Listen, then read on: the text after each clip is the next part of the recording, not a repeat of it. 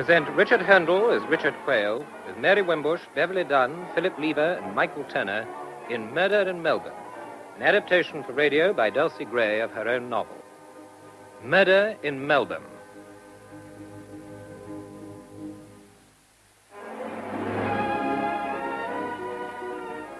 My name is Richard Quayle. I'm English, though I've lived in Australia most of my life. I'm telling you this story because I want to get it off my chest. Tomorrow I leave Australia to take a job in South Africa. And I want to put the past behind me, once and for all. I'm going to tell it to you in as much detail as I can remember. It all started, as far as I'm concerned, on that day 2 years ago, when I tried to telephone my girlfriend, Anna Matheson, to say that I was coming to see her in Melbourne. Hello? Hello, is that the Buona Hotel? Yes? Richard Quayle here, speaking from Sydney. Would you put me through to Miss Anna Matheson, please? One moment.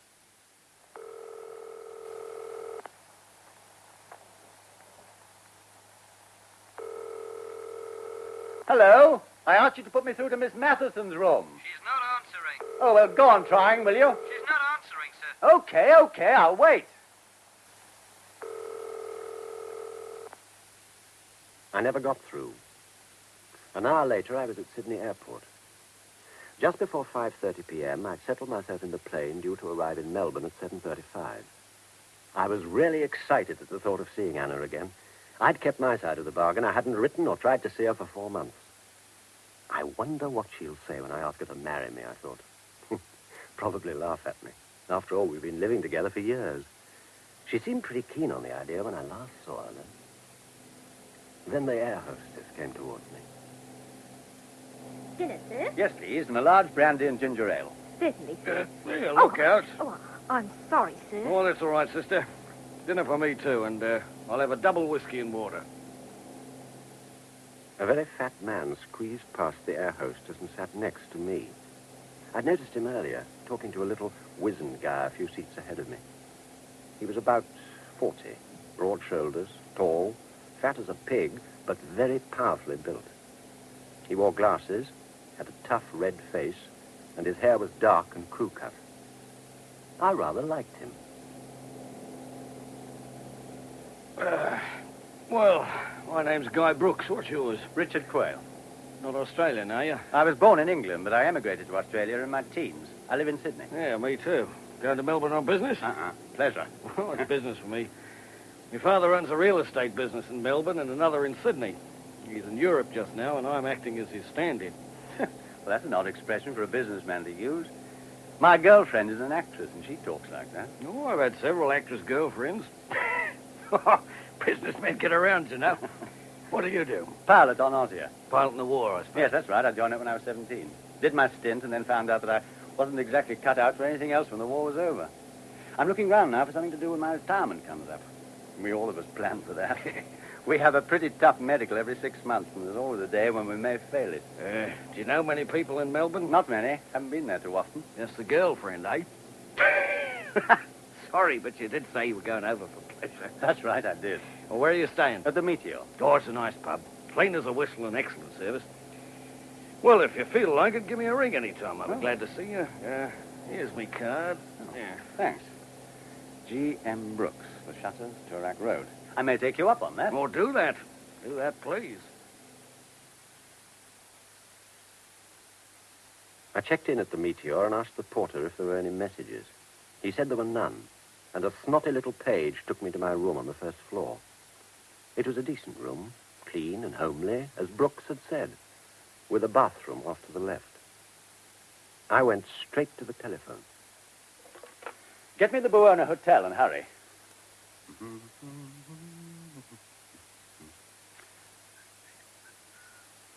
Hello? Hello, is that the Buona Hotel? Yes, sir. Oh, put me through to Miss Anna Matheson, will you? Very good, sir.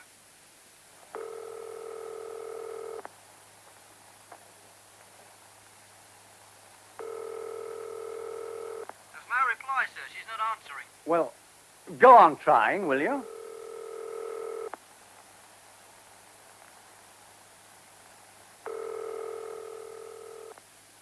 But it was no use. she didn't answer. I took a taxi to the Buona and told the driver to step on it. I was definitely worried now. It was dark by this time with a hot, gusty wind. I couldn't see where we were going, but noticed that at one point we crossed the Yarra River. The hotel was in a small back street, and frankly, it was a dump. The foyer was badly lit and depressing in the extreme. What was Anna doing living in a place like this? She wasn't pressed for money. The seedy-looking porter was cleaning his nails as I went in, and he went right ahead cleaning them. The faded blonde at the reception desk smiled grimly. Do something for you? Oh, my name is Richard Quayle. I want to see Miss Matheson, please. She's expecting me. Well, you better go on up then. Room 32, third floor. Lift to the left. The number, 32, was fixed in white plastic on the black door, and a Do Not Disturb sign was hanging on the door handle. I knocked. No answer. The door was slightly ajar, so I pushed it. The room was in darkness, except for the glow from an electric fire. I groped for the light switch and turned on the light. Anna was lying face downwards on the bed, fully clothed. Anna, I said. Anna, wake up. It's Richard. I shook her gently. She rolled onto her back as I shook her. She was dead. I looked at her unbelievingly and took her in my arms. There was a sudden violent crash behind me, and I leapt to my feet, scared out of my wits. The window curtains, which were not drawn, billowed away from the open window, and I realized that a gust of wind had slammed the bedroom door. I laid Anna gently back on the pillow and kissed her hair. Then I looked round the room. It was the hell of a room, sordid in the extreme, but nothing seemed out of place. Anna's makeup, brush and comb, and a bottle of scent I'd given her stood tidily on the cheap dressing table. Her dressing gown was draped neatly over a chair. The wardrobe door was open, and the clothes were hanging undisturbed. I felt I wanted to howl like a child. I went to the window and looked out. I couldn't see much. On the other side of the street, a neon sign shone out. Sunshine Cafe, it said. And above the sign, in a room evidently on the first floor, the lights were suddenly switched off. It was then that I noticed the smell in the room. I suppose I'd been too strung up to notice it before. It was a faint but persistent smell of mold, but there was something odd about it. I picked up the telephone. When the girl answered, I said, "Get me a doctor. Miss Matheson is dead." The girl gasped and said she'd get the manager. "No, get a doctor," I shouted, but she cut me off. The manager arrived almost at once, a nervous little Italian with a drawn, swarthy face and large ears. I am the manager. Who are you? What you do here? I'm Miss Matheson's fiancé. I've just flown in from Sydney to see her and found her dead. Dead? Morta? What for she want to die here? We have the difficult times, my wife and I, and just when things are beginning to look good, this woman comes to die here. You albergo, no good for the hotel. You'd better ring for a doctor, hadn't you? Why she not die somewhere else? Ring for a doctor, damn you. What's the matter with this place, for God's sake? See a doctor, I get one. Pronto, pronto, pronto. Get me Dr. Manton, please. Tell him to come to room 32. Grazie tanto. Have you got telephones in all the rooms? No, only in two. This one and the one next door. They're all part of the one suite. This room connects with the bathroom next door. You see that room by the wardrobe? Yes. Through there is another bedroom. This room here used to be the sitting room. Anyone there now? Yes. Who? He live here, but he away now. What's his name? Leonard, Mr. Leonard. What sort of a chap is he? Oh, he's a traveler, a big man. My wife like him molto bene, very much. All the women like him. When did he go away? This morning, I think. Well, has he been here long? This time? 4 months. 4 months? Are you sure? Ma certamente. Of course, I'm sure. It was exactly 4 months since Anna had left me in Sydney to come to Melbourne. Had she come to see this man Leonard? Was that why I was not to write or phone her? It certainly began to look like it, though I couldn't believe it, really.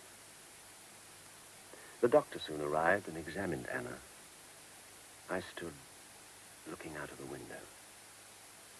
Now, what do you think, Dr. Manton? Oh, I don't like the look of it. She's a big, healthy-looking girl. But this young man says she's 27.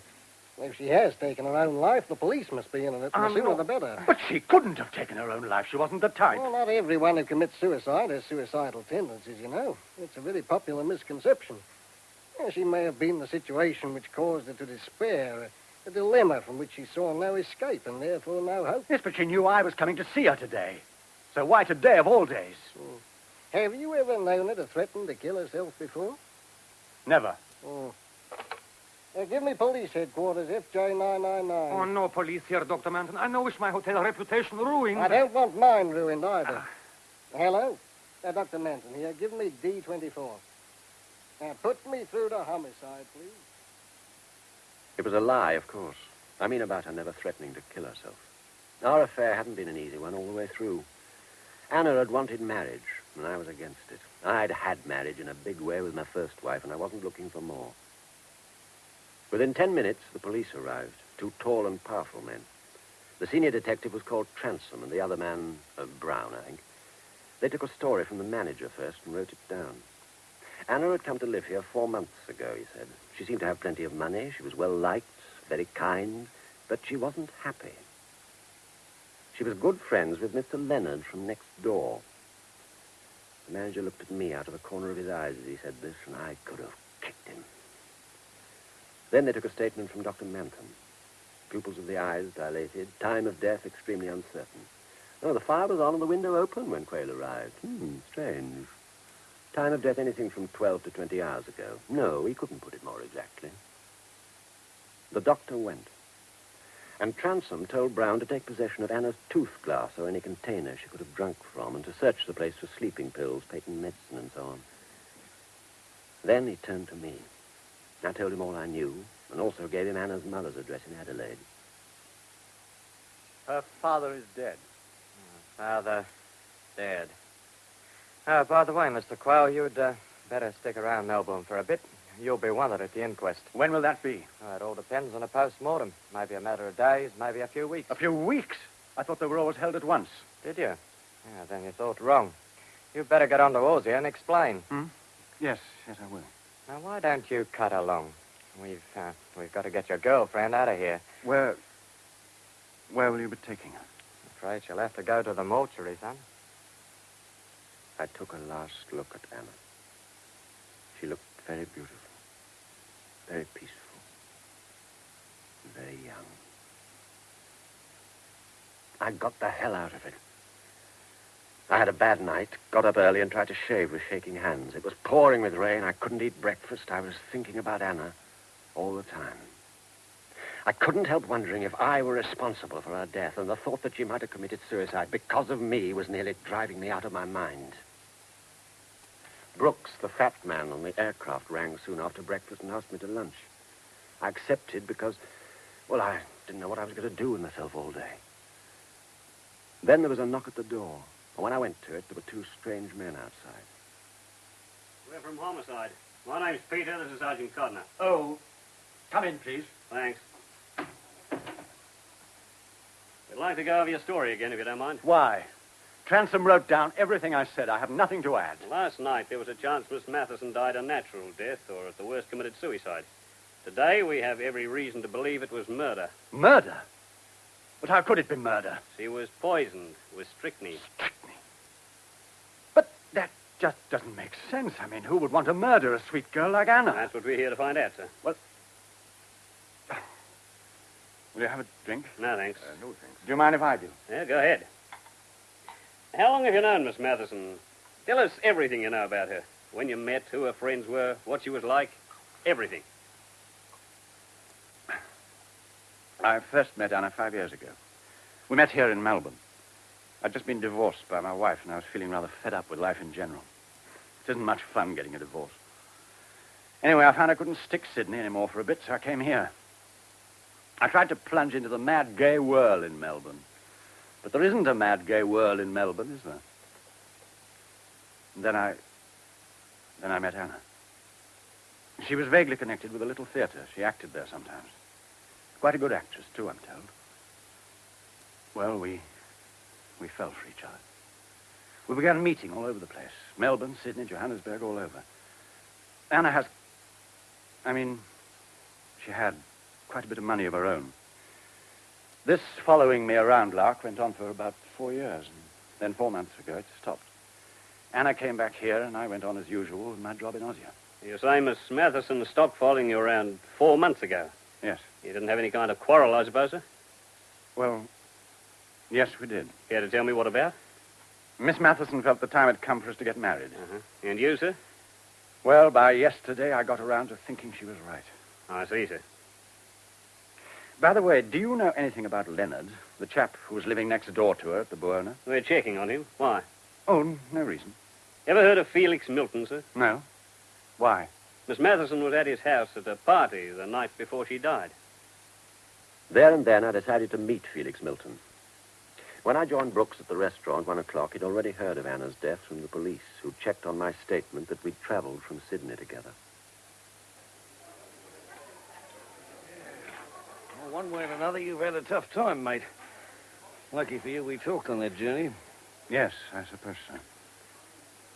Well, I suppose the police will check that you've been in Sydney for some time. What do you mean? Well, Sydney and Melbourne aren't that far apart, especially for you flying types. An alibi would come in handy, wouldn't it? I'd rather not talk about it, if you don't mind. Okay. Sorry. By the way, you ever heard of a man called Felix Milton? Yeah, I certainly have. Very odd customer. He lives near me, throws parties. Plenty of money. I'd like to meet him. Could you arrange it for me? Oh, I expect so. Any special reason? No, I'd just like to meet him, that's all. Okay, mate, I'll see what I can do. Oh, here's the waiter with our food. After lunch, I wandered about Melbourne. Few Sydney men liked Melbourne much, and vice versa. The cities are too different. Besides, I wasn't exactly in the mood for sightseeing. I finally found myself outside a gramophone shop when I heard a newsboy shouting, "Murder in Melbourne, paper." I bought one. And there, on the front page, was a photo of Anna. And the headline, "Murder in Melbourne, girl dead in South Yarra Hotel." The photo they'd used was the one she'd had taken especially for me. I went into the gramophone shop. I didn't want a record, but I thought I could be quiet for a moment in one of those cubicles. Anna was a great one for records. A willowy young queer came towards me. I asked him for a selection of light music, and he minced off disapprovingly to fetch them. 20 minutes later, feeling more in control of myself, I bought a record for appearance sake and told him to send it to the Meteor. Certainly, sir. What name? Richard Quayle. Did you say Quayle? Yes. Want to make anything of it? Of course not. No, I thought you said Cale. And we have a long-lost cousin called Cale. Richard Cale. The black sheep of the family, you see. Why on earth had he sounded scared at my name? It didn't make sense. And I didn't believe him about his cousin. But there was nothing much I could do about it, so I went back to the hotel. There was a note waiting for me from Brooks. It read, "You are in luck. Felix Milton has asked you along with me to a party on Sunday night. I'll pick you up at 6. On a sudden impulse, I looked up Milton's address in the telephone book. Merrian's, 19 Wallaby Road. I got a taxi and told it to go there. We crossed the Yarra River in much the same direction as I'd taken last night. Before reaching the street where the Buona stood, we turned left towards Toorak. The houses here were large and pompous. We came to Wallaby Road, and suddenly I got a shock. The young man from the gramophone shop was paying off a taxi halfway up the road. He then opened a small white gate, ran up the garden path, rang a front door bell, and was admitted into the house at once. The name of the house was painted clearly on the small white gate. Merrian's.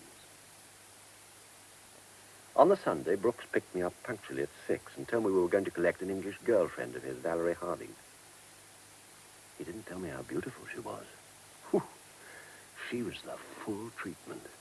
Red hair, green eyes, white skin, big bust, small waist. A real dish. She was wearing something red. And she was laughing. Well, really? Deaf as well as dumb? Oh, I'm sorry. What did you say? Nothing sensational.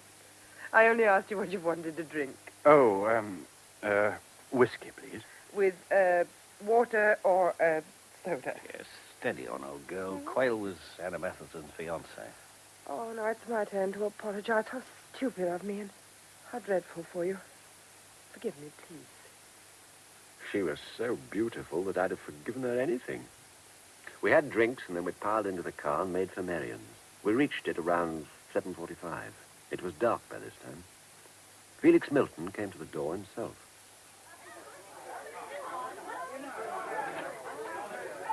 Valerie, you gorgeous creature. Merion's welcomes you. And you, Guy Brooks, you lovely, lovely boy. And who is this? A friend? Oh, goody. Felix adores friend is. Good grief. Don't let it worry you. The food and drink makes up for everything. Valerie! Beautiful Valerie and the lovely, lovely Guy have brought a delicious friend. The name is... Richard Quayle. Oh, we'll call him Dickie, shall we? Dickie Ducky Richard Quayle. Isn't that amusing? How do you do, Felix? Yeah, Richard wants to meet everyone. Of course he does. Everyone, Dickie. Now, this is Betty Ward. Hello. And her very handsome husband, Frank. Hello there. This is dear little Janie Thomas, the sweetest girl in town. Hello. And this is her current boyfriend, Larry French. How are you? Felix. This is Gordon Frodsham, who works in our best gramophone shop. We've met. Yes, we have. This is Louise Colcott, whom I've known for well over a century. Oh, Felix, what a thing to say. This dear creature is Walter something or the other, such a clever little composer. And this is Walter's angel brother, Jeremy. Well, that will do to be going on with, won't it? Well, indeed. Now, I'll fetch you an enormous drinky and sit you down by Betty Ward. She'll tell you all about everyone. She's a perfect mine of information. Well, here's your drinky. And here's Betty. Hello again. See you anon. Oh, quite a racket.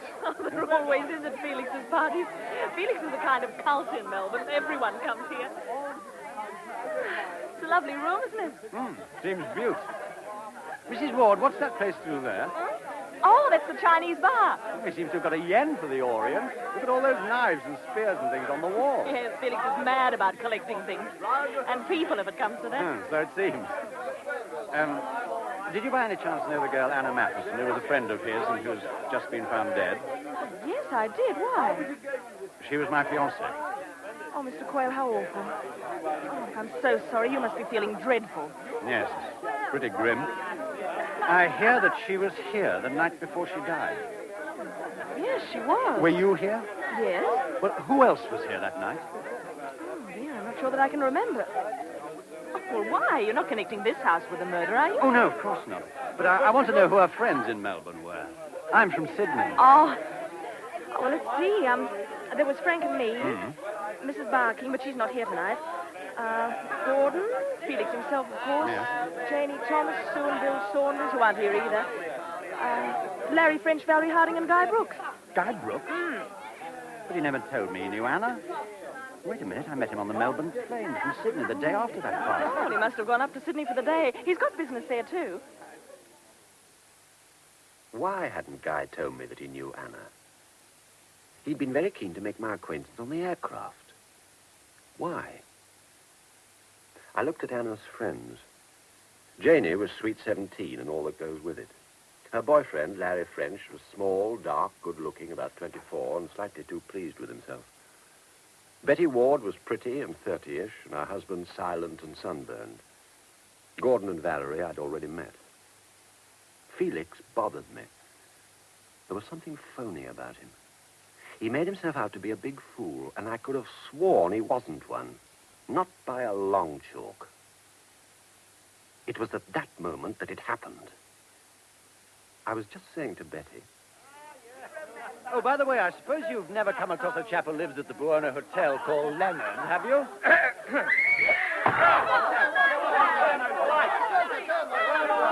My dear, how too stupid. Whoever switched off the lights, please switch them on again immediately. Now, thank you. Now, who played that silly trick? I nearly spilled my drink over my suit. Well, I don't know who switched the lights off, but I switched them on. Oh, thank you, Guy. Oh, dear me. Betty's fainted. Hi, quick. Thank you, boy. Help me bring her over to the window. Richard Dahl, there's some brandy on the table behind you. I was kneeling by Betty, and as Frank and Felix carried her to the window, I got to my feet, slipping a little dagger that I'd found on the floor into my pocket. As I did this, I saw that Gordon Frodsham of the gramophone shop had seen what I'd done. He said nothing, however, and the party broke up soon afterwards. Valerie offered to drive me home. As we approached her house, she asked me in for a drink. Nothing I should like more, I replied. As we went through her door, she suddenly kissed me, full on the lips. I shouldn't have done that, darling, but the business of the lights going out and Betty fainting rather frightened me. Do you only kiss men when you're frightened? I thought it was my beautiful brown eyes. What? They're rather my type, I'm afraid. Did you mind me kissing you? Why should I? I thought you might when... When? Well, I mean, I thought you might so soon after... Well, I mean, Anna was engaged to you, wasn't she? And I... Yes. Yes, Anna was engaged to me. So perhaps I'd better be going. What about your drink? Oh, another time. When should I see you again? When would you like to? I'll ring you tomorrow. Good night, darling. Good night, Valerie. When I got back to my room at the Meteor, I felt in my pocket for the little dagger. It was gone. Monday was a cloudy, blustery day. I was at Russell Street Police Headquarters by 10 o'clock, having decided to tell Inspector Peters about the dagger. In broad daylight, I could hardly believe it myself, and I didn't relish having to describe it to such a stolid individual as Peters. Police Headquarters is a 10-story brick building. Inside, it looks rather like a large newspaper office.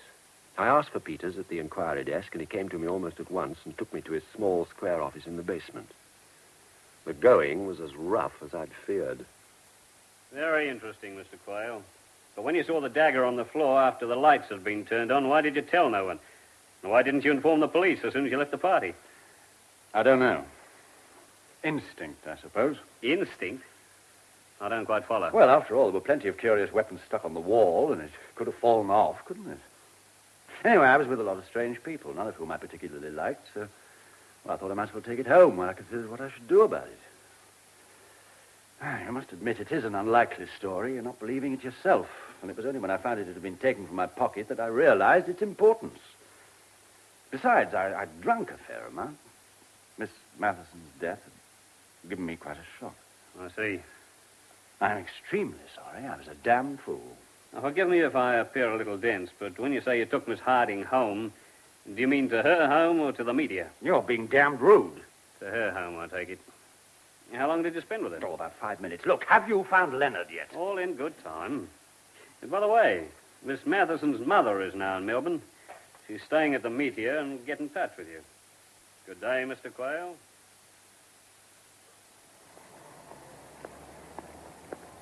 Oh, hello, Mrs. Ward.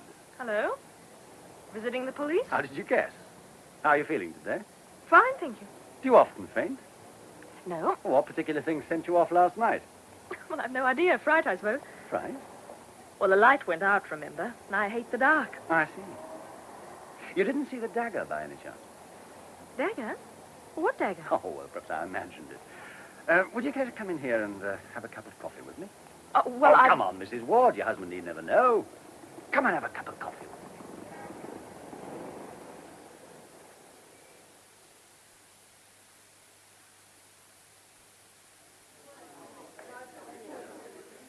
Now, let's go on from where we left off last night. What do you mean? Well, I just asked you if you knew Mr. Leonard. Oh, yes, so you had. Well, do you? Actually, I know very little about him, except Except what? that Anna seemed to like him very much. Oh. Did she? What's he do? Oh, he's rather a mystery man. Seems quite well off, and yet he lives in that extraordinary little hotel. Oh, I beg your pardon. I'd forgotten that Anna lived there, too. What does he look like? Oh, he's extremely good-looking. About 45, I should think. Fair hair, blue eyes, sort of square, rather somber face. He's very tall. Sounds all right. He's quite a man from a woman's point of view. Of course, he drinks, but all the women fall. Has a kind of arrogance which is irresistible. But masses of charm, too, and he's a good talker, very amusing. All the graces. Yes. Except... Except? except that he doesn't seem awfully happy. There's an extraordinary sort of emptiness in him. Do I sound very whimsy? Not at all. You sound like a very observant and intelligent woman. My dears, how absolutely delicious. A heavenly tete-a-tete in the middle of the day in a squalid little cafe.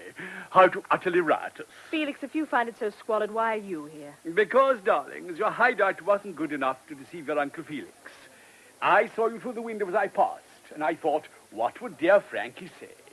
So I came straight in to warn you that your grisly little secret is a secret no longer. Felix, you're not being in the least funny. Richard and I met quite by chance. Lovely, lovely chance. I adore it, don't you? Oh, by the way, Richard, I've just been to Gordon's shop, and he's just the teensest bit annoyed with you. I was there when the police called on him, you see. Police? What for? To ask him about a dagger that's missing from my collection. Oh? It was a lovely party last night, Felix. I'm so sorry I fainted. It was very silly of me. No, forget it. I do so hope you enjoyed it, Richard. Oh, I enjoyed it immensely, thank you. I'm so glad. I was so frightfully worried that you might have been bored. I went along to Gordon's record shop, worrying all the time about the dagger. Had it been aimed at me or Betty? Why such a small dagger if any real harm were intended? And was it a coincidence that it happened when Leonard's name was mentioned? The whole incident bewildered me. The shop was very full, and I thought I'd never seen a more fantastic sight. Rows of young men, all with their backs to me, had headphones on, and they were crouching in silence, wriggling and swinging their bottoms to the different rhythms of the records they were hearing. Gordon hurried over to me at once. The police have just gone, Richard. They asked ridiculous questions about a dagger that you and I are supposed to have seen. Of course, I denied it, but... Well, I'm very angry with you. I don't know what the joke is, but, well, it's one I can't share, I'm afraid. You saw that dagger as clearly as I did, Gordon. You saw me put it in my pocket. I deny it completely. And I'll tell you something else, Richard. If you ever play a trick like that on me again, I shall tell the police what Anna told me about you. What Anna told you about me? That's what I said. And now I must attend to my customers. What do you mean? What Anna told you about me? So sorry, Mr. Quayle. There's nothing I can do for you, I'm afraid. Good morning. I went back to the Meteor in a flaming temper. At the reception desk, I found a message from Anna's mother. I rang her and invited her along to my room for a drink. Richard, dear. Hello, Mrs. Matheson. Good to see you. Isn't it dreadful, Richard? I don't understand it. She was such a sweet girl. Who could possibly have wanted to do such a terrible thing? Well, I suppose the police will find out in the end. But it won't bring her back to us, will it? Richard, dear, I want you to know that though I didn't approve of your affair with Anna, I know you did what you thought was right. Anna wrote to me often about you both. Perhaps you'd like to see her last letter. Thanks. Mummy, darling, Richard will be coming over from Sydney to see me soon, and one way and another our future will be settled then. It's all been such a muddle, but whatever happens, it will have been worth it. I love Richard with all my heart. Wouldn't it be wonderful if he wanted to marry me? But of course he won't. I've told you a little about Jack Leonard, haven't I? I think I'm helping a bit, though I can't get him to meet a friend of mine who is an AA, Alcoholics Anonymous, if you didn't know before. I wish he would, because they do a wonderful job. Perhaps he will later, but at the moment something pretty serious is on his mind, I think, and I may be the cause of it. I found out something rather awful the other day, and Jack has been working on it ever since. He says he won't go to the police just yet, which I think he ought to, and he refuses to say much about it because he says I've tumbled onto something dangerous. He has been away for the last 2 weeks, and I'm frightened. He's so nice, Mummy, I really don't know what I'd have done without him these last few months. Unfortunately, he's beginning to fall for me, and that may complicate things. Richard and I will be over to see you soon. Until then, take care of yourself, and lots of love. Bless you. Anna. You showed this letter to the police, of course. Of course, dear. How long will you be staying in Melbourne, Mrs. Matheson? Till the police find out. What on earth was Anna doing at a place like the Buona? It's a dump. I mean, she wasn't hard up, was she? Well, I suppose, dear, it must have been because of Mr. Leonard. Because of Leonard? But why? Well, from what Anna told me, they met on the plane coming from Sydney 4 months ago. Well, they got talking, found out they were both unhappy, and sort of teamed up. I don't get it. I suppose you've no idea what Anna meant about finding out about something awful. No. Well, I'm wondering if, as Leonard warned her, it did turn out to be something dangerous. Yes, I see what you mean, dear. I must say, I wish to God the police could find Leonard. It's 4 days already. Richard, if Anna was so keen to introduce him to friends of hers in Alcoholics Anonymous, it must have meant that he drank, mustn't it? No idea. The whole setup worries me. I think I'll go to the Buona this afternoon and have another word with the manager about Leonard. So at 2 o'clock, I took a bus to South Yarra. The Buona Hotel looked even more depressing by day. It was painted dark brown and green, and on the fanlight over the door, the gold lettering had lost 3 letters and read, Buna Hot. A different porter was in the foyer. Good afternoon. Can I do something for you, sir? My name is Quayle. Is Mr. Leonard in? I'm afraid he's away. Oh, any idea when he'll be coming back? No, sir. Well, I'll leave a message for him if he'll give me some paper. Oh, yeah, here you Oh, are. and thank you. Tell the manager I'd like to speak to him, would you? Yes, sir.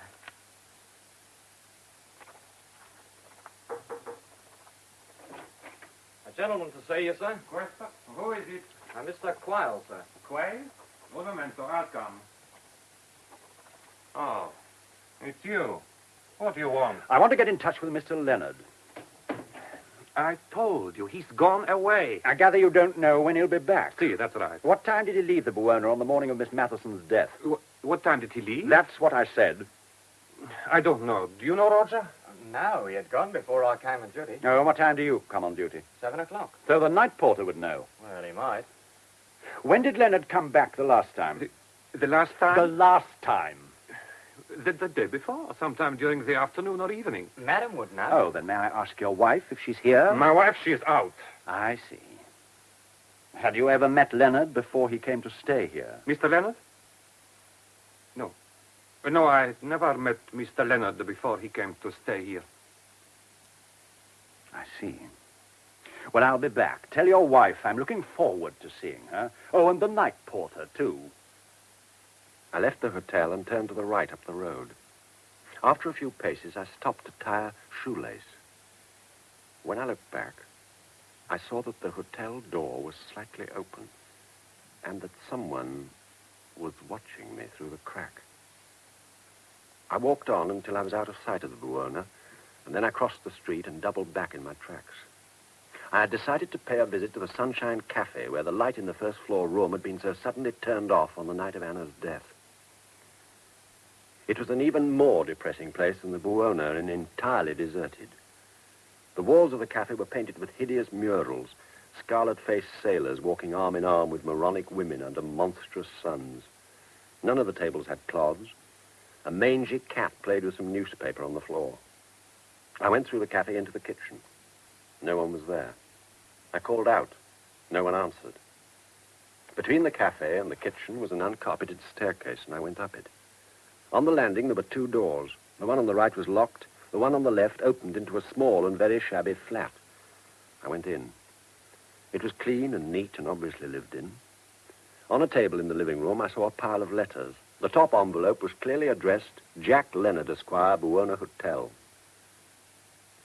I suddenly had the feeling that I was not alone.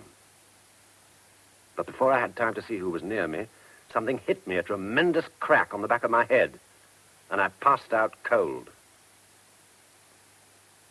When I came to, I found myself lying on the grass verge by the side of a dirt road, looking up at the branches of a gum tree.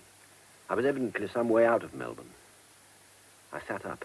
My mouth was dry, my head ached abominably, and my hair was matted where I'd been hit. I tried to stand, which made me very giddy at first, but the feeling wore off after 1 or 2 attempts, and I staggered off down the road. Presently, I came to a newly painted, newly built little wooden house, and I had just decided to ask the occupants for help when I noticed that cars were passing at the end of the dirt road about 50 yards from where I stood. I realized that this must be a main road, and I hobbled towards it. I stepped into the middle of the road and held out my arm. Almost immediately, a car came to a halt. Are you in trouble? Yes. Yes, I've had an accident. I fell off my motorbike up the road there. Can you give me a lift? Do be careful, Bill. He doesn't look the sort of person we ought to give a lift to. Where do you want to get to? Melbourne. Okay, hop in. Bill, Ah, shut up. Come on. just you wait till we get home. I'll wait. Thanks, awfully.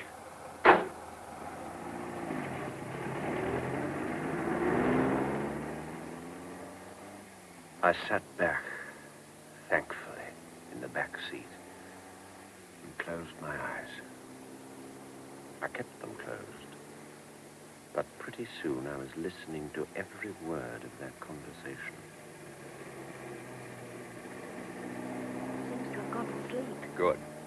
Well, who shall we have to make up a four tonight, then? I don't give a damn. Betty and Frank? Suits me. Betty's nice that way. Never minds being asked at the last moment. Valerie always wants to be invited days before. Valerie's a very beautiful woman. Oh, I think Betty's far prettier. Okay. What do you think's happened to him? He's in a terrible mess. He told us. Then where's his bike? I better ask him when he wakes up. He might be a murderer. Might be the King of Spain. Well, Anna got murdered.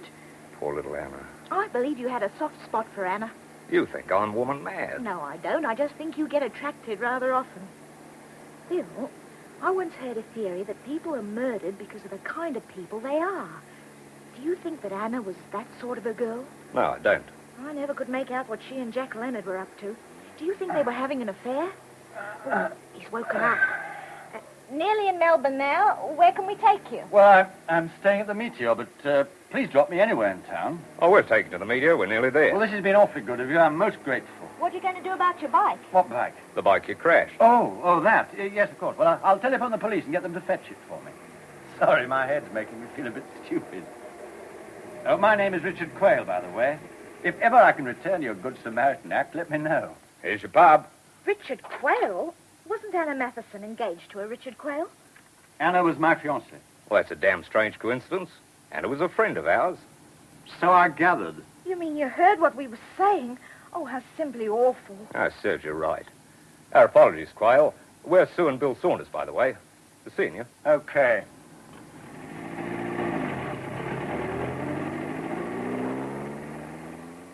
I went upstairs, telephoned Peters at Homicide. He'd gone home, so I left a message for him to ring me back and rang down for a doctor and some dinner. Both the doctor and the dinner arrived simultaneously.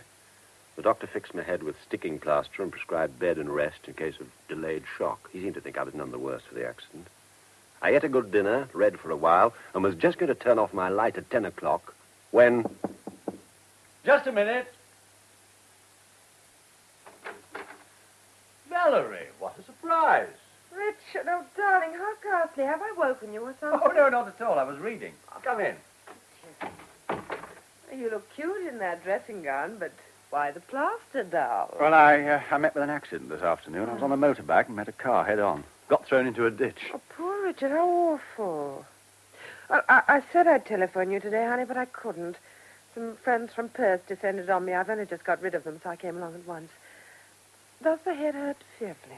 Oh, I'll live. Do you mind if I get back into bed? Not at all. Go right ahead. Mix us a drink, will you, Valerie? I wasn't expecting social calls in this state. You must think me the most forward of women. I'm always hurling myself at you, aren't I? I think you're very lovely. And I've given myself a whiskey and soda. How about you? The same. You know, you don't look like a motorcyclist to me, Richard. Oh, don't I? Well, you're wrong. I'm the outdoor type entirely. Not entirely, sweetie. Thank God. Well, your lovely brown eyes, Richard. Cheers. Oh, darling, the police visited me today. Something about a dagger at Felix's party. They said you'd found it on the floor, pocketed it, lost it, and then reported your loss to them. That's right. But how madly dramatic of you. I mean, Felix has dozens of daggers and things on those walls of his. Must have fallen off one of those hooks. Maybe. Well, don't you think it did? I don't know. Well, I mean to say it's far more likely to have appeared from somewhere simple like that than to have been a matter for the police. Isn't it? In normal circumstances, yes. Well, what do you mean? Well, I mean, as you reminded me last night, Anna was my fiancée, and someone murdered her. So I'm probably a little suspicious of anything unusual at the moment. And of everybody? I suppose so. Yes. I see. Besides, the dagger has disappeared. But Anna wasn't killed at Felix's house. Perhaps not. Who knows? She was poisoned. And it depends how long the strychnine took to work. Oh. Well, I think I'd better beat it, Richard. You're certainly not in the mood for social calls. Oh, excuse me. Yes? Oh, yeah. No, I'm afraid I can't just at the moment. I've got someone with me. Mm-hmm. Okay. Yeah, I'll be along at 9. All right. Thanks. Goodbye. That was Detective Inspector Peters. I'm going to see him tomorrow at 9. How thrilling. Don't bother. I'll let myself out. Good night, Valerie. And thanks for calling. Good night, Richard.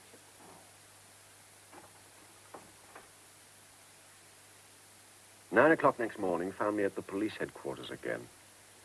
Peter seemed mildly interested in my story about the Buona and the Sunshine Cafe, but his manner was very offhand, and he kept a silly half-smile on his face all the time I was speaking. After I left him, I went to the coffee shop where I'd taken Betty the day before to sort out a few things in my mind. The police seemed to be getting nowhere and not bothering over much. Just one more routine case to them. Peter's attitude drove me round the bend. I ordered a second cup of coffee and thought back over the past few days. I'd now met several of Anna's Melbourne friends, and I must say I didn't find most of them particularly congenial. Felix and Gordon were queers. Valerie, though beautiful and obviously extremely attractive, had taken that dagger from me. Well, she must have. Brooks I quite liked. Frank and Betty Ward seemed smart and social in the wrong way. And I couldn't quite make out what sort of a woman Betty Ward was. That faint seemed out of character somehow. The Saunders, who had given me a lift yesterday, were simply uninteresting. He was quite a decent chap, but she was a bore and obviously nagged him. Larry French was too young for me and too slick. And only little Janie Thomas seemed to me the kind of friend I should have expected Anna to have. I decided to ask her to lunch. She wasn't at the library where she told me she worked, but she was at home, and she said if she could bring Larry French along, she'd love to join me. Well, of course, I said bring him. I then rang Anna's mother, but she said she'd be spending the day in bed. I had more than an hour on my hands before lunch, and I suddenly decided to see Gordon at his gramophone shop once again, and to insist on him telling me what Anna was supposed to have said to him about me.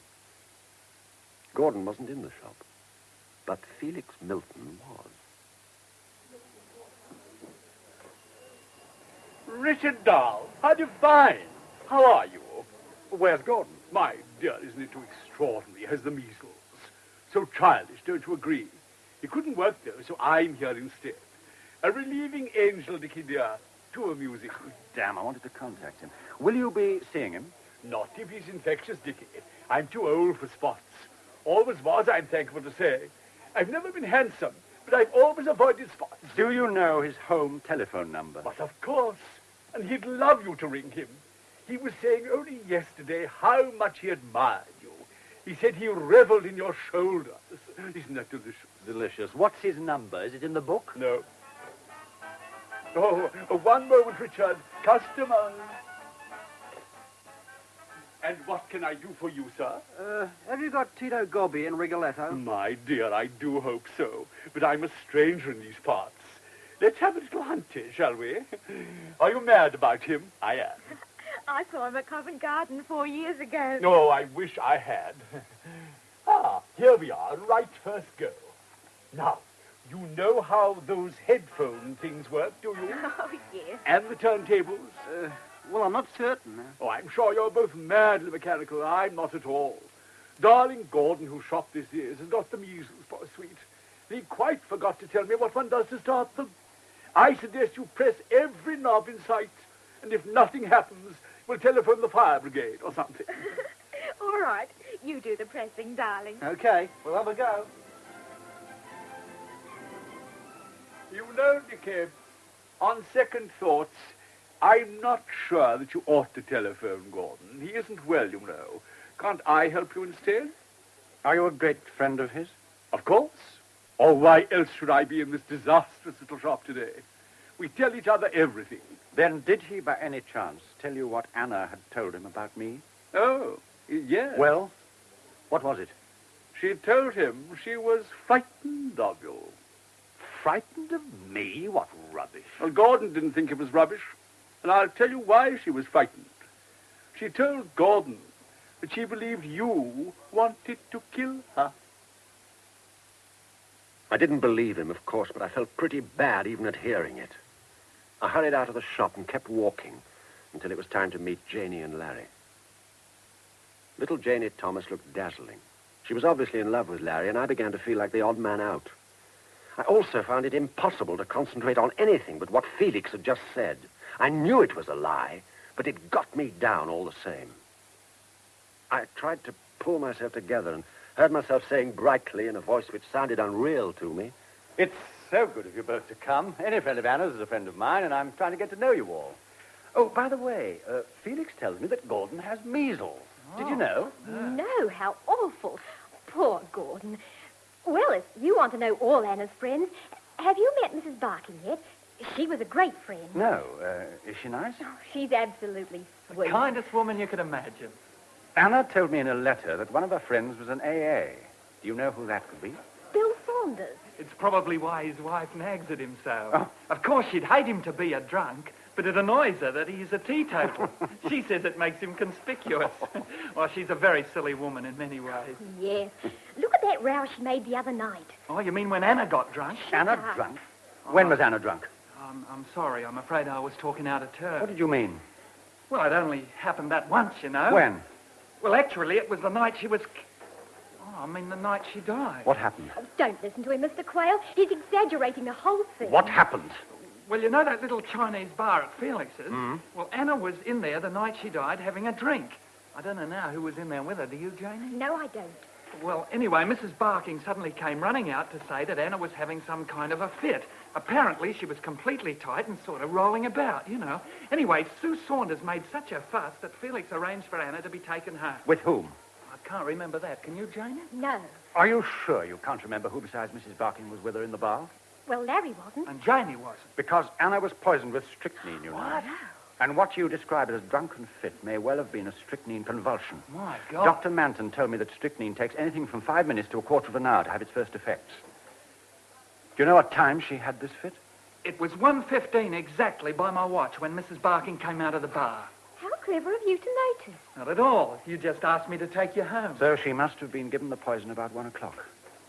I don't believe she got drunk. It must have been a convulsion. How horrible. Poor Anna. Do either of you two know a chap called Jack Leonard? Well, yes.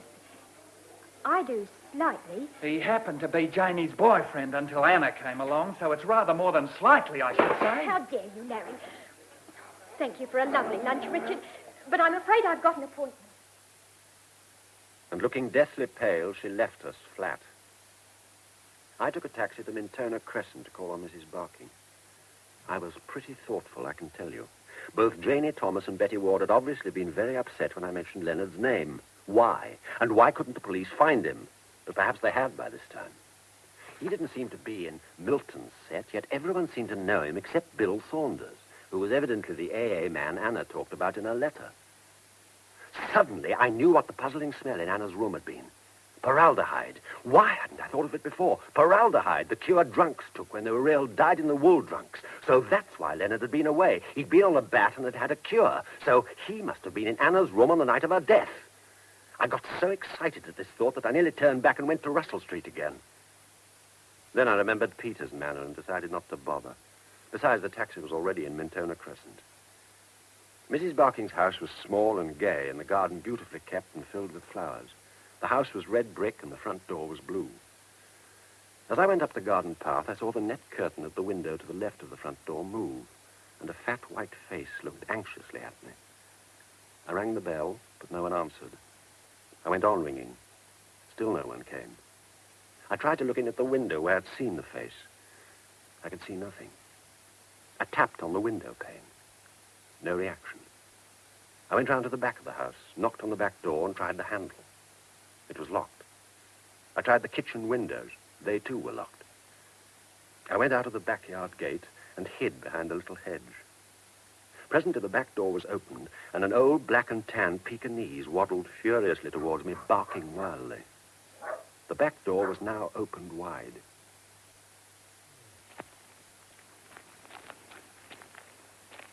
Shin-Yu! Come here, Shin-Yu! Naughty girl, come here at once! Good afternoon, Mrs. Barking. Who are you? What do you want? Go away! Go away at once! Come here, Shin-Yu! May I come in? Look, I haven't got the money here. You didn't warn me. Go away and leave me alone. I'll send the money wherever you want. Well, I don't know what you're talking about, I'm afraid. My name is Richard Quayle. Anna Matheson was my fiancée. Oh, goodness gracious, I'm so sorry. Whatever must you think of me? But I'm afraid you must go. They won't let you come in. Who won't let me come in? Who are you frightened of? Can I help you? Oh, no, please, no. Please, go away. No, but look, Mrs. Barking, I'm here now, so you might as well make use of me. Let me in quickly and no one will ever know. Well... Now, quick, we mustn't waste time. Very well. Come in, but quickly. Come into the drawing room. This way. Now, sit down, Mr. Quayle, while I look out of the window. What's the matter, Mrs. Barking? What's worrying you? They're watching the house. But there's no one outside. They said they were watching. But who? Begin at the beginning, Mrs. Barking. I'm being blackmailed. What? They sent me a letter asking for £200, and someone rang me up in the middle of the night and said that they were watching me and that my telephone line was being tapped. They said I was only to go out of the house when they told me to and to see no one. Well, have you any idea who it could be? None. Was the voice male or female? I couldn't tell. It was a whisper. Have you been to the police? No, I can't. What?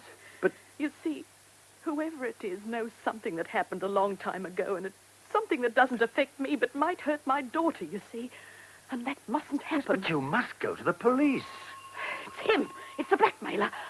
Oh, Mr. Quayle, what am I to do? I can't stand it. I really can't. Mrs. Barking, your callers are Betty Ward and Janie Thomas, but if you take my advice, you'll sit tight and don't let them in. Just let them go away. Now, do as I say, Mrs. Barking. I know what I'm doing. Now, just listen to me. Half an hour later, I let myself out of the back door and walked round into Mintona Crescent. I was struck by the fact that Mrs. Barking's blackmailing had coincided with Anna's death, and I felt there must be some connection. I tried to get some sense out of her about Anna's fit at Felix's party, but the blackmailing had driven every other thought out of her head. I found a taxi and told it to drive me to the Meteor. And suddenly I saw that a car that had been moving slowly up the crescent behind me was being driven by Betty Ward with Janie Thomas as passenger. So they'd waited half an hour for me, and now they were following me. In fact, they followed me all the way back to the hotel. When I reached the Meteor, I asked the porter to ring through to Mrs. Matheson's room to say that I wanted to send her some flowers and what sort would she like. I was told she was out. Are you sure? Well, certainly I'm sure, sir. Yeah, but I understood she wasn't well. A young gentleman called for her and they went out together about lunchtime. What sort of young man? Oh, thin and medium height, sir. Horn-rimmed glasses, speckled brown suit. Waved his hands about, sir. This sounded like Gordon, but Gordon had measles. Did the young man have spots, I asked. The porter looked astonished, but he said no. I then asked him to let me know when Mrs. Matheson came in and went into the hotel writing room and wrote a letter to Peters telling him all I'd managed to find out. I rang for a page boy and told him to take it round to Russell Street. I then ordered some cigarettes and a whiskey and soda and was settling down to do a little more thinking when Valerie and Guy Brooks came into the room. Hello, Angel. How's the head? Fine, thanks. I tried to get you earlier in the day, but you were out. Oh. Guy and I were wondering if you'd like to come to a drive-in with us. There's a good film at Glenaris with Audrey Hepburn in it, and Guy goes for Audrey in a big way. We thought we'd have dinner after in the English Roadhouse. The food's beautiful. Well, Thanks. Yes, I'd like that. Oh, Valerie pretends I'm mad about Audrey, but not even Audrey can keep me awake at a film. I like to snooze and look up at her adorable face in between bouts of somnia, if that's the word. Flattering to me, isn't he? You can see why I wanted you along, Richard. So we drove out together, and it was a lovely evening.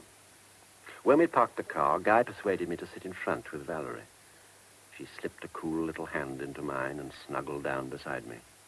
She smelt wonderful and looked wonderful, and it was warm and companionable having her there beside me. The dinner at the Roadhouse was excellent. King prawns, roast beef and Yorkshire pudding washed down with extremely good Australian red wine, coffee with clotted cream and some brandy. We drove back into Melbourne feeling sleek and happy. Guy did the driving, and Valerie and I sat in the back holding hands. Suddenly she spoke. Oh, don't let's go home yet. Let's go down. Oh, not on your life, Val. It's time for Uncle to get his beauty sleep. Oh, Richard, please. You don't want to go to bed yet, surely. Please, doll. You needn't stay long. Let's go to Heroes for about an hour and dance. We danced at Heroes for a couple of hours, and then I drove her back in a taxi to her flat. The clock in the foyer of the Meteor said 3:10 as I walked in. I took my key from the night porter and wandered up the stairs. When I reached my room, I hesitated. For some reason, I had a feeling of fear, almost of panic. I unlocked my door, switched on the light. Everything seemed normal, both in the bedroom and in the bathroom. I undressed slowly and uneasily. I put on my dressing gown and opened the wardrobe door to get a hanger for my suit. The body of a dead man crashed at my feet. What the hell? My God, who the... Hello! Mr. Quayle, they've killed Shin Yu. They've poisoned her. She's dead. She's dead. Good evening, Mr. Quayle. Quayle, are you there? What the devil are you doing here? I think you have a little explaining to do. Me? What about you? Who is this man? You don't know? Well, of course I don't. You and I are going to have a little talk, Mr. Quayle, and if it's satisfactory, I'm inviting you to a party at Mr. Milton's flat tomorrow night. The next evening, Felix entertained a few friendies to Din-Din's. The friendies were Janie Thomas, Larry French, Valerie Harding, Guy Brooks, Gordon Frodsham, Sue and Bill Saunders, Frank and Betty Ward, myself, and Kenneth Hodges, a friend of mine who'd unexpectedly turned up at the last moment. Although there was plenty to eat and drink, the party took a long time to warm up. Only Felix seemed to be enjoying himself. It's not like Felix to give such a dull party, is it? Oh, we all know each other far too well, I suppose, and no one seems in the party mood, do they, Richard? I'm quite happy. Oh, I like your friend, Kenneth Hodges. What does he do? He works in a bank in Sydney. We were at school together. Hello, Valerie. Richard. What? How are the measles? Oh, my dear, it wasn't measles at all. Isn't it divine? Simply fish. Fish? Or rather, the effects of eating a particular breed of fish to which I'm allergic. Oh, too bad. I do hope you didn't eat any fish when you lunched with Mrs. Matheson yesterday. Mrs. Matheson? Do I know a Mrs. Matheson? Well, don't be silly, Gordon. You were seen with her. Who saw me? I did. Angels! Felix wants to talk to you. Everybody got a drink, eh? Yeah. Got an orange juice, Bill? Good. Now, I want to tell you all how delighted I am to see you here. First of all, of course, because you're friends of mine. And secondly, because exactly a week ago tonight, Anna Matheson was killed.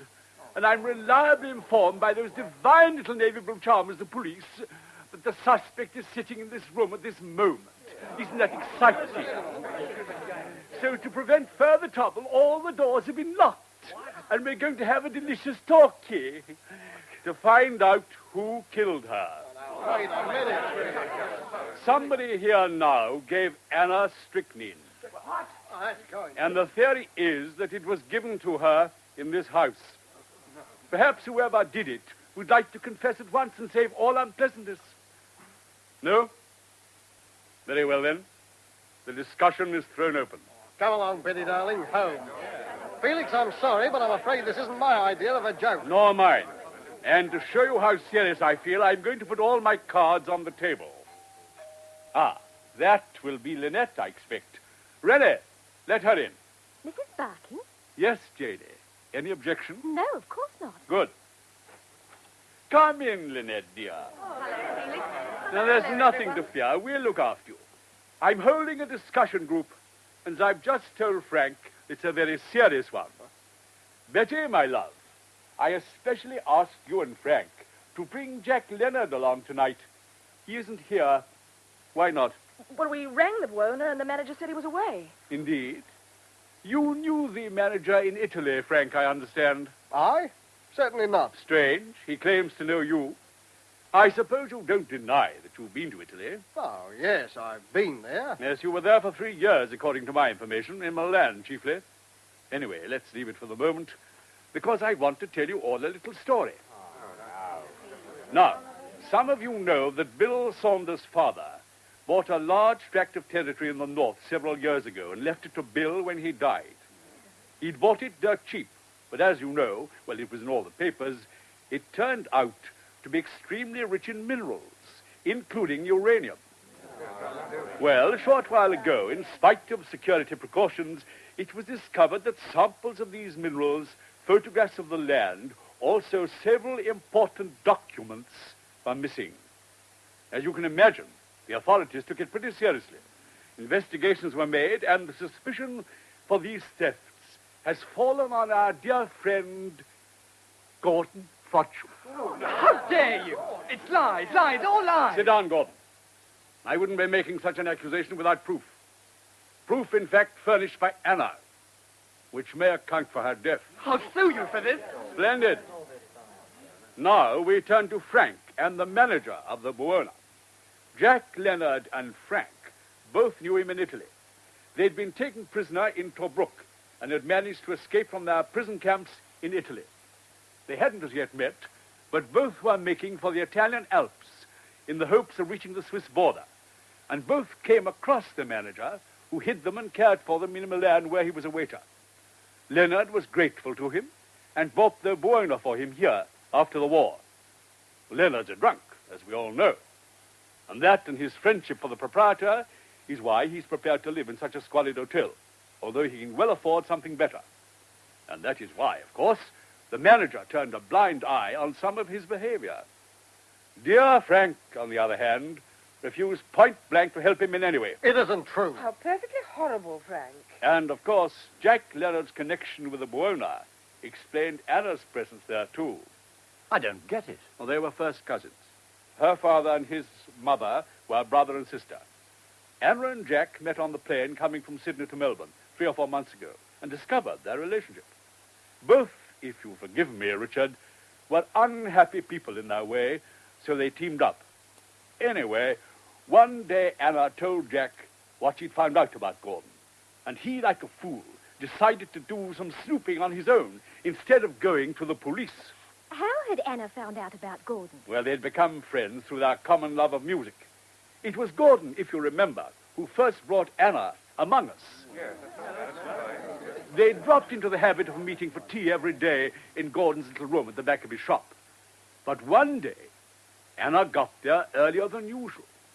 And not finding Gordon in the shop itself, she went straight through to the back room without being invited. Gordon was not only surprised, but angry at seeing her, and he hastily bundled some papers into a drawer of his desk. At that moment, a customer arrived. Gordon tried to get Anna out of the little room, but she insisted on staying where she was. He was forced to go and serve the customer, and, of course, Anna opened the drawer and found the maps and photographs, which are It's now... lies, all lies. Which are now with the police. Now, we come to another and a very dreadful part of this story. Ever since Anna's murder, Lynette Barking has been blackmailed. Yesterday, someone poisoned her little dog, she knew, by putting strychnine in its drinking water outside the back door. The wicked devil. There, Lynette, it's all right. Unfortunately, although her blackmailers talked to her on the telephone several times, Lynette couldn't recognize the voice, though she does have the feeling that it's familiar. Don't you, darling? Poor little Shin, you Never mind, dear. And that's not all. Jack Leonard was found dead last night in Richard's room at the Meteor. Oh, no. No, I don't believe it. Oh, It can't be true. Johnny, don't cry, don't cry. So it's not very surprising, is it, Betty, that you couldn't contact him at the Buona? But if you knew he was dead, why ask us to bring him today? Well, I didn't know when I asked you, of course. But why pretend that you didn't know a few minutes ago? All right, Inspector? Thank you, Mr. Milton. Inspector? Yes, Lynette, Inspector. Richard's enchanting friend, Kenneth Hodges here, is really our gallant detective, Inspector Peters, masquerading, so to speak, as one of us. My dear, dear friends, we must now lend an ear to the charming police inspector. That's right. Ladies and gentlemen. Ladies and gentlemen, I must apologize for intruding on you in this way. But although you've not met me before, I'm in charge of this inquiry, and it seemed to me important to be able to study you at my leisure when you were unaware that you were under professional scrutiny. I would now like the answers to some questions. Mr. Milton, please ask your man to send in Sergeant Smith and Sergeant Codner, will he? Certainly. Rennie, dear boy, march in the sergeants. Very good, sir. Now, come in, Smith. Sergeant Codner not back yet? No, sir. Right. Now for the questions. On the occasion of Mr. Quayle's first visit here, a small silver dagger was thrown at him or at Mrs. Ward. Mr. Quayle pocketed the dagger, but it has since disappeared. Can anyone here throw any light on this? A dagger? How extraordinary. A dagger. So that's what it was. What was, Mrs. Ward? That's why I fainted, Inspector. Mr. Quayle and I were having a conversation about something. I don't remember now what. About Mr. Leonard, I understand. Oh, was it? Yes, well, we were talking to each other when I suddenly thought I saw something flashing towards me. I thought it was a knife, and I screamed. The lights went out, and I fainted. Why didn't you say anything about the dagger when you came to? Well, I was frightened, and one doesn't always behave coherently when one's frightened. Besides, I couldn't see the dagger anywhere, and I thought I must have just imagined it. I suppose you told your husband later. Well, no. No? Oh, very well, thank you, Mrs. Ward. Now, Mr. Frodsham, Mr. Quayle tells me that when he first met you in your shop, you were so frightened when he mentioned his name that you were almost unable to speak.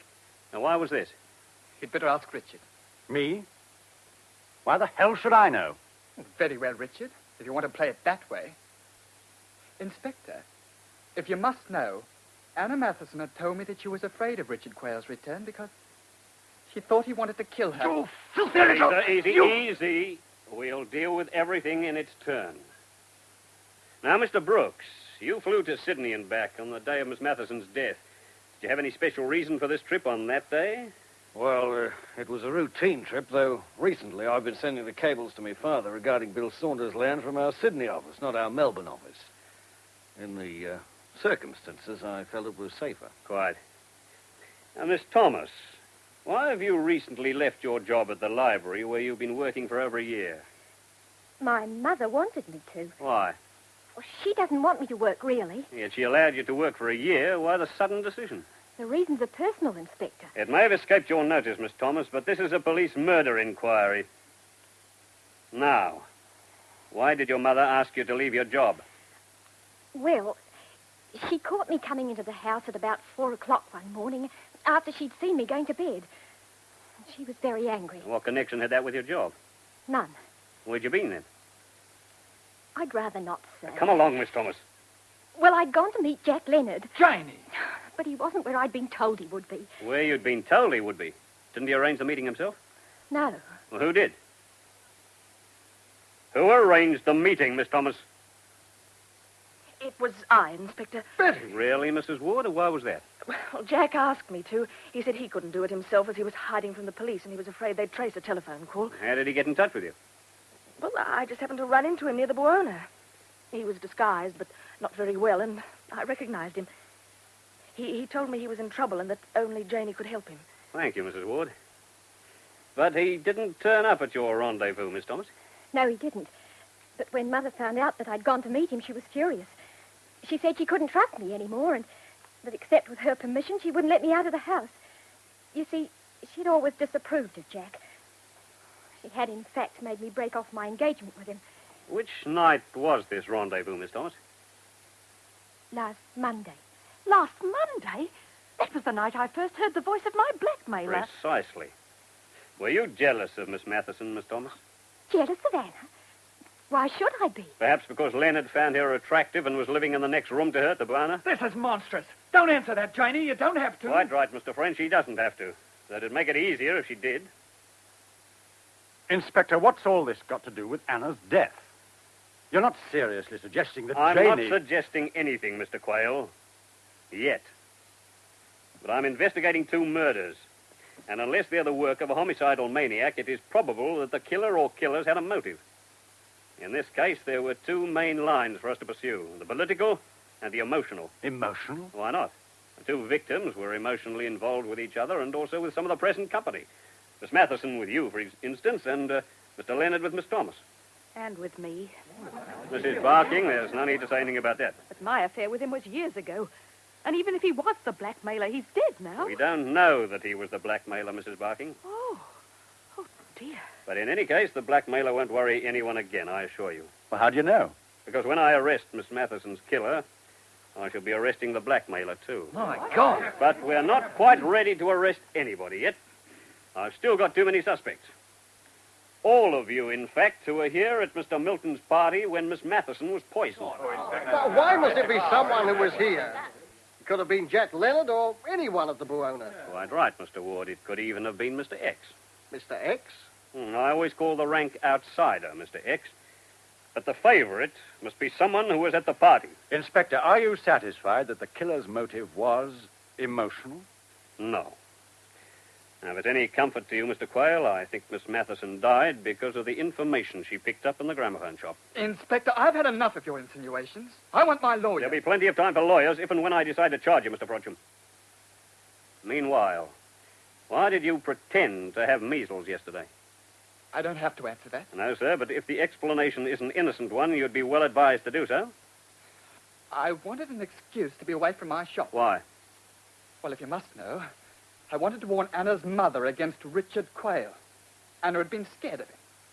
I took Mrs. Matheson out to lunch to warn her. And persuaded her to get hold of the key to Mr. Quayle's room at the Meteor on the pretext of having left some gloves behind there and to join you in a search of the room. What were you hoping to find? The poison, of course. Ah, another amateur detective. Was this your own idea, or did someone put you up to it? Well, Mr. Frodsham? I won't answer that. Mrs. Matheson says she didn't return the room key to the desk after your search, did you? I can't remember. You killed Leonard, didn't you? No. You poisoned him in the hotel bedroom in order to frame Mr. Quayle. I didn't, I tell you. I don't know anything about it. Well, that at least is patently untrue. Mr. Smith, ring the station, will you, and find out what's keeping Codner. Yes, sir. There's a phone in the hall. Oh, thank you. Miss Thomas, was Frodsham in the bar here with Miss Matheson when she was taken ill? I don't know. He had been earlier, but I'd already left the bar when she had her attack. I see. And you wouldn't know if Mrs. Ward was there either? I don't know about the time of the attack, but she was still in there when I left the bar. Well, what do you say, Mrs. Ward? Were you there at the time? No. But you were, Betty. You were standing beside her when I left the bar to get help. Lynette, I told you before I was not there. You're imagining it. Betty... When did you tell her before, Mrs. Ward? Well, we discussed it after we were first questioned by Sergeant Codner. Did you? Oh, well, the memory can play odd tricks at times. Talking of which, Mrs. Barking, have you remembered where you put the weed killer that you told Sergeant Codner was missing? No, Inspector. I can't find it anywhere. Sergeant Codner's just arrived, sir. Ah, good. Sorry to have been so long, sir. But you know what these experts are like. That's his report, sir. Oh, thank you.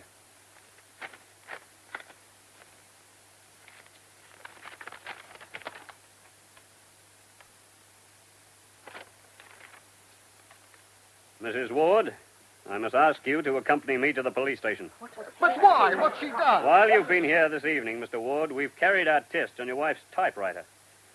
Our expert reports that it was the machine used to type the letter blackmailing Mrs. Barking. Betty, how could you? I don't believe it. Anyway, it doesn't prove she killed anybody. Whether it does or not, blackmail is still a felony. I'm sorry, Mr. Ward. Come along, Mrs. Ward. You too, Mr. Frodsham. I'll come along with you, Betty, darling. It's all nonsense. Yeah, we'll soon get you out. I didn't do it! I didn't do it! I didn't do it! Come on, Betty, this I know you did. But she had.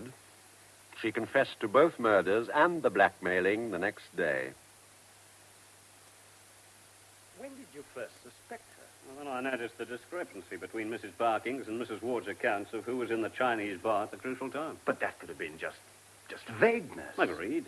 But I had a feeling they might have discussed the original police questioning between them, and if Mrs. Ward was guilty of the murders, she would want at all costs to keep Mrs. Barking from further contact with the police.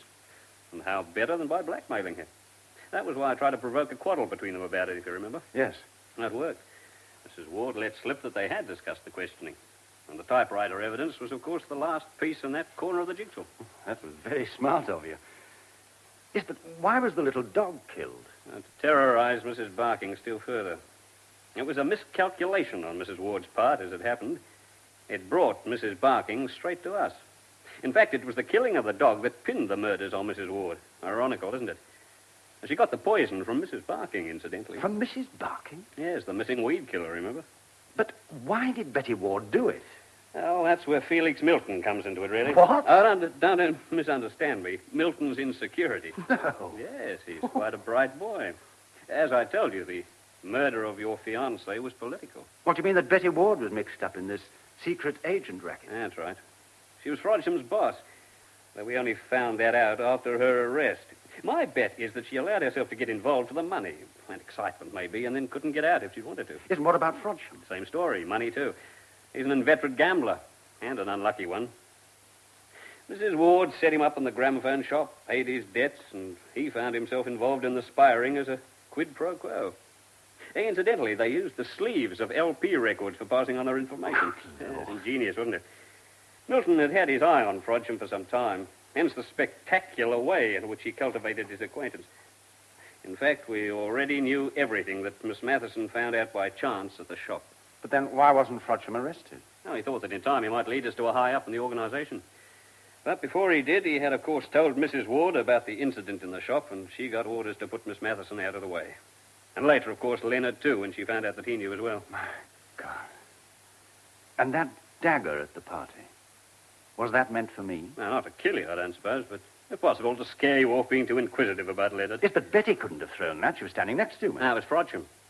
The only prints on it, when it reappeared on Milton's wall, were yours and his. We're holding him as an accessory to both murders, by the way. And which of them knocked me out at the Sunshine Cafe? Neither. It was Leonard. Leonard? Yes. You see, he'd been to Miss Matheson's room on the night of her murder, and so foolishly, but understandably, was hiding from the police. He wasn't likely to welcome your discovery of his hideout, was he? But how do you know? Well, I mean, I guessed that Leonard had been in her room, but what makes you so sure? Well, Leonard was a drunk, and there was a strong smell of formaldehyde in the room. Yes, I noticed that. And then the manager of the Buona came clean after Leonard's death and handed us a letter left with him by Leonard before he went to your room at the Meteor. It was only to be given us in the event of anything happening to Leonard. What did it say? It said he had a telephone call purporting to come from you and urging him to meet you at the Meteor. He was suspicious, but he was in love with Anna Matheson, and he wanted to meet you to see if you were serious about her. I see. It seems that on the night of Miss Matheson's death, he had arrived back from Sydney, where he'd been having a cure. Well, he hadn't seen her for a couple of weeks, so he went straight along to her room. Mm-hmm. And this was about 10 p.m. He knocked on her door, but she was out. So he went to bed, but although very tired, he couldn't sleep, and so he took some strong sleeping pills. Now, between 2:15 and 2:30, he awoke with the conviction that something terrible had happened to Miss Matheson. He was still very drugged, but he went along to her room. He knocked, and again got no answer. He tried the door, and it was open.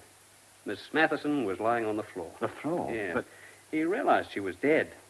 He picked her up, carried her to her bed. Oh.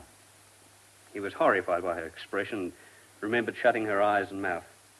He decided to call a doctor, but as his hand went out to the phone, it rang. A voice he didn't recognize asked if he was Leonard, and when he said he was, the voice went on, "What are you doing in Miss Matheson's room? She's dead, isn't she?" He was so surprised that he said yes. The voice then said, "You've killed her, haven't you?" And then the telephone went dead. Leonard completely lost his head.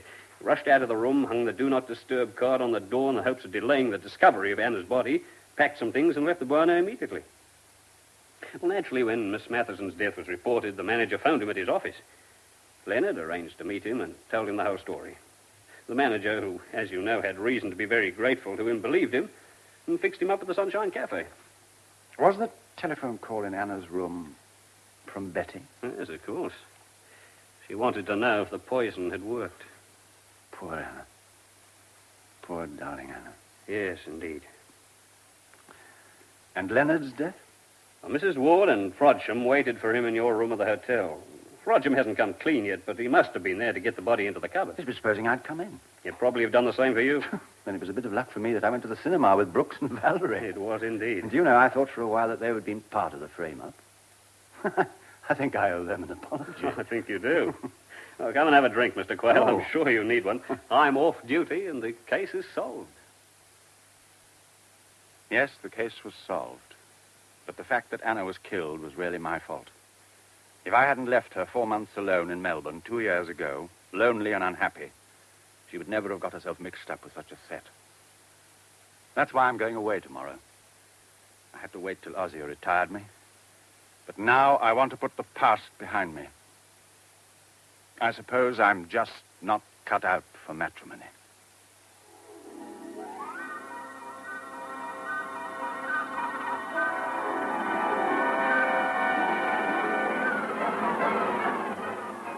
That was Richard Handel as Richard Quayle, with Mary Wimbush as Valerie Harding, Michael Turner as Detective Inspector Peters, Beverly Dunn as Betty Ward, and Philip Lever as Felix Milton in Murder in Melbourne by Dulcie Gray.